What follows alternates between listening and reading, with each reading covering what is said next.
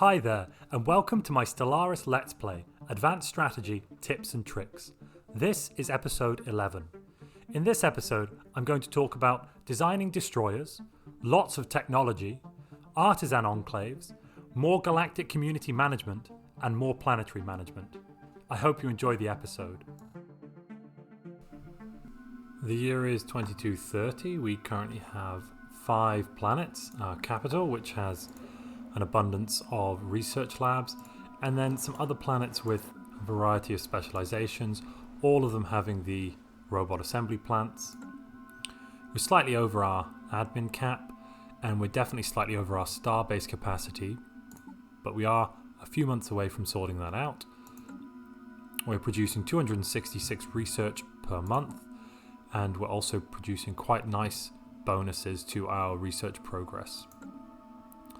In the galaxy, the Galactic Community is formed, and there's quite a few nations around us. We've got 2 nations close by, which are both quite friendly with us, and no worries about our northern border over here because we've got the Marauder Empire. The Senate is now in session. We're going to support this first resolution simply because we want some of the initial resolutions across the board to come through, and that'll be quite nice for building on them later, especially as we increase our diplomatic weight in a variety of categories. It's good to get the bonuses there. And now that we've got 10 pops on some of our other planets and an abundance of influence, I'm also going to do the crime lord deal on those planets. So to do that, I'm going to unemploy my enforcer, remove my governor. I'm going to do that on quite a few worlds. The worlds which have 10 pops should be quite easy to do it on. Yeah. And now I'm going to take the decisions, which is the crime lord deals, giving me extra stability across the board.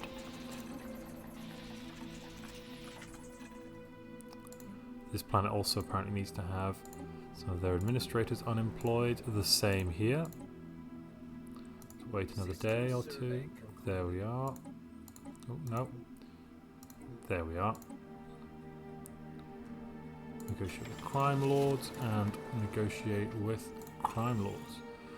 Then I'm going to reassign my leader, and I'm going to just restore all of the jobs that I had before. Fantastic. As you can see, that's now boosted my stability quite a bit, which is going to increase my resources and my trade value on these planets. I'm also going to build another mining district here, just so I don't end up with population that have no job to do. And we have finished a physics technology. So what are our technology options? We have improved deflectors, that's all right. Increased archaeology skill, that's pretty mediocre. Improved sensors, that's quite good. Improved sensors is going to give you better sensor range, so you're going to get better information. Information is very important in order to make decisions. And then you're also going to get increased tracking. But for now, I'm going to take the self-evolving logic, because then I'm going to get more research alternatives. And that will allow me to have better choices for my technology. And I've researched destroyers, fantastic. So now I'm going to take the carrier operations. That's going to allow me to build hangar bay modules, which both have good long-range capabilities. Fighters can fly anywhere in a system, and I can build those on both star bases and in my cruiser ships and battleships when I get them. And on top of that, hangars will also allow me to build the hangar bay module on my star bases, which increase my trade protection value, which will be quite good later on. The other options here, I've got robo modding, so that would be quite a good one to take as well, especially seeing as I'm going quite heavy into the robot pop technology. And crystal mines, that's definitely another good one. That's going to allow me to extract rare crystals. At the moment, I believe I do have some rare crystal deposits. Yes, I've got at least one there. Actually, I won't actually take carrier operations at this time. I think I'm going to have to take the rare crystal mining, because that's going to allow me to unlock advanced buildings to build, which will help improve my economy, which will be more important at this stage, given as I've got mostly friends around me. So here I've got a planet which is outside my core sector. So I need to first off create a new sector, and I need to make sure I assign a governor to that sector. Now I'm actually going to assign this intellectual governor here. I'm going to make sure that this governor levels up a bit, and then once this governor has leveled up slightly, I'm going to replace my homeworld governor with that governor, because this governor at the moment, the homeworld governor, is adding quite a bit of crime prevention, reducing empire sprawl, and he's adding an extra 6% resources from my jobs output, which is quite good. I don't want to swap over until this governor is slightly higher, only offering a plus 2% at the moment. And then also on this colony, I think I will build a mining district, because I want to be having some increased alloy output soon, so I'll need lots of minerals for that. And now we've got this technology. I've got the starbase capacity technology. Great. That means I'm now no longer paying above and beyond. So I could take psionic theory, but this one I can take at any time. It's partially unlocked, which I might take in a moment. So I've got a tile blocker. Well, none of my worlds are at the point where I need to remove those tile blockers, because these tile blocker technologies really aren't very useful in the early game, because as you can see, most of my worlds, I have them completely full, completely empty of districts.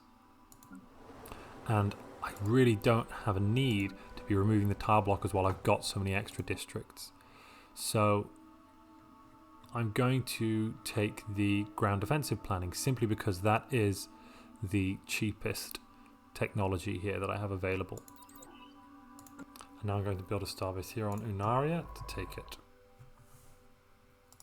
And that's going to help me move along the precursor chain, because I really want to get that homeworld. It's good. I'm going to get a relic from finding it, and there's really no negative downsides. It did cost me quite a bit of influence to get out there, and this is space that I really don't mind keeping. I've also got an alpine world out here, which I can definitely colonize in a moment.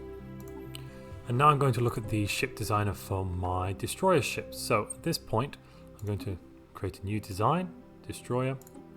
In terms of the combat computer, I like the tracking, because I'm probably going to be facing corvettes at this point in the game, corvettes or other destroyers, and corvettes have a high evasion, so tracking is quite important. Line computer is pretty mediocre. An increased chance to hit.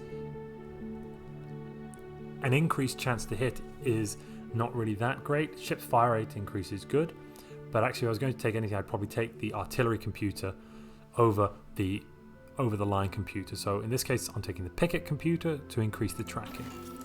And then looking at my weapons, I'm going to fill out with as many small slots as possible, so that I have the ability to have high tracking, because usually small weapons have a much higher tracking than medium or large weapons, which means when I'm facing corvettes, the small weapons with high tracking will have a much better hit ratio. They're going to hit much more accurately.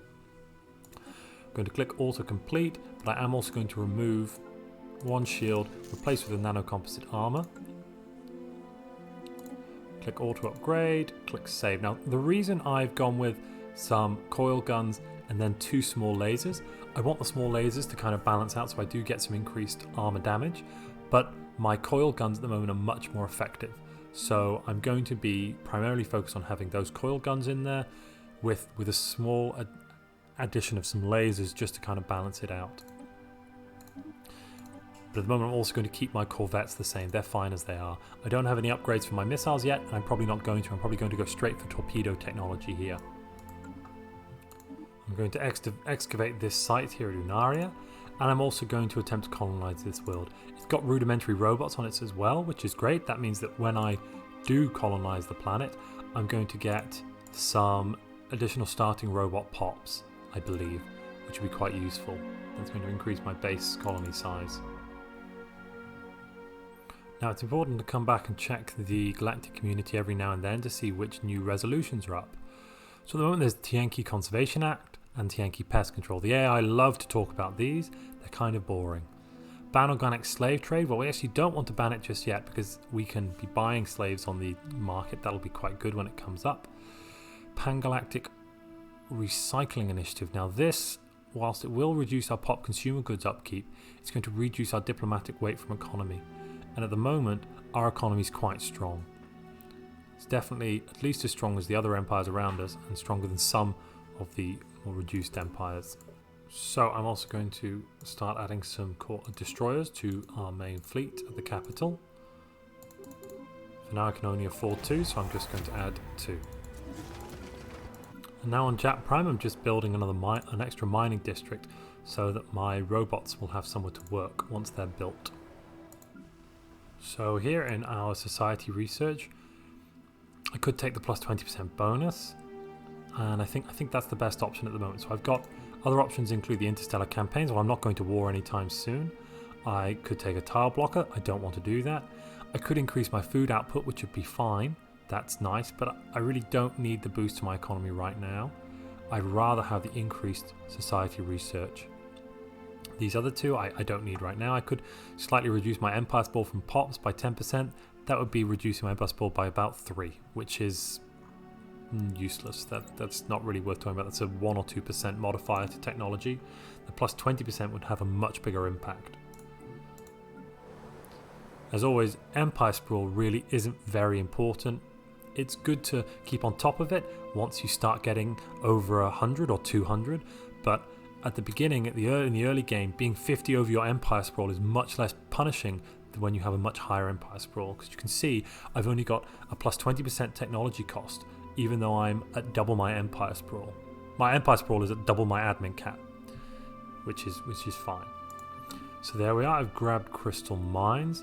Now I have quite a few choices in terms of my engineering technology. I could take an increased bonus to miners, plus 20%. I don't really need that. I could take Starhold. That would be quite useful. It would allow me to upgrade my star bases. That's a strong contender. Increased planetary build speed. I really don't need that at all. It would be quite a cheap technology. It would allow me to re-roll, so to speak, the technologies available. I could get better railgun weapons. Now that would actually be quite useful, but I'm not really close to combat. Or I could take a plus 10% to my mining station output.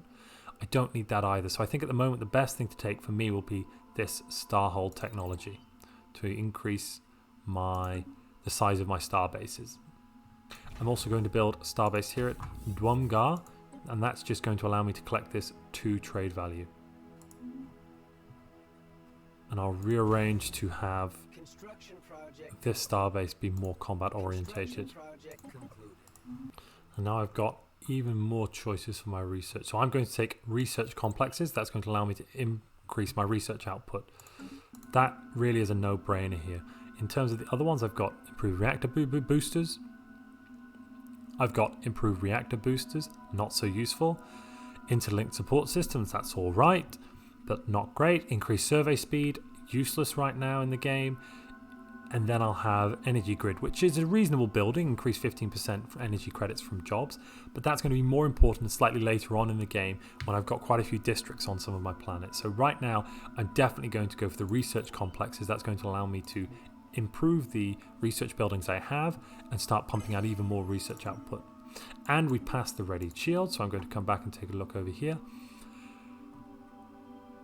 At this point, I actually want to start trying to pass some of the... I want to try and pass this cooperative research channel. So I'm going to spend 100 on it. And that's hopefully going to pop up to the top quite soon because it had medium support. It's going to take some time for the other empires in the game to really kind of look at it, see it, and decide they want to support it. But in terms of where I am, I have the highest technology rating amongst any of the nations around. And I really want to utilize that to increase my diplomatic weight. So that's the best one for me to go for. The others are alright, increase to diplo weight from economy are fine, but this is also going to give me a bonus to my research station output, which is great. And then I'll also extend my trade deal with the curators for sure. Now I've met the artisans. The artisans are interesting, but their bonuses are slightly less important. If we become a patron with them, we're going to get plus 10% unity. That's really nowhere near as good as plus 10% research speed. It's not worth it. Not for 2,000 energy credits. I'm not going to take that. While unity is good, plus 10%, I'm getting only 40 from my job, so that'd be an extra 4. That's really not going to do anything. I could commission an art piece, and then I'd get increased amenities on a planet and increased immigration pool. Now this is possibly better. On a very large planet, this is a much cheaper version of distribute luxury resources, so this can be quite useful. But right now I don't really need that. My home world's not desperate for amenities, and my other worlds, the population is small enough that to distribute luxury resources would only be a few hundred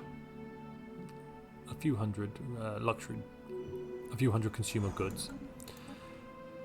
Now, old with defects has popped up. That's always quite an important one